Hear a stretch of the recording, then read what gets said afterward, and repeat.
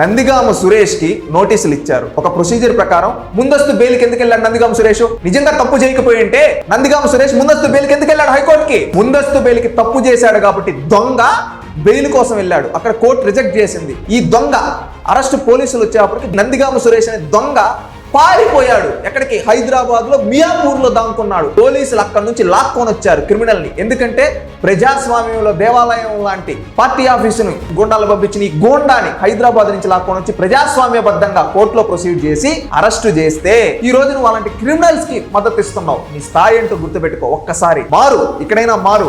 ఎందుకంటే నేను రౌడీజం చేస్తాను. నువ్వు ఒకప్పుడు రౌడీజం, నీ తాత రౌడీజం చేశాడు, నీ తండ్రి రౌడీజం చేశాడు, నువ్వు రౌడీజం చేస్తున్నావు. మీ అధికారాలంతా ఎంత ఉంటాయి? ప్రజలు ఎప్పుడు మీ రౌడీజాన్ని ప్రోత్సహించరు. అంతెందుకయ్యా, నీ రౌడీజాన్ని నీ కడప జిల్లా ప్రజలే చీకొట్టారు. 10 స్థానాల్లో మాకు తిరుగులేదని ఎగిరావు, 3 స్థానాల్లో కూర్చొని పెట్టారు. అంటే నీ స్థాయి కడప జిల్లా ప్రజలు ఎక్కడ పెట్టారో నువ్వు అర్థం చేసుకో జగన్మోహన్ రెడ్డి.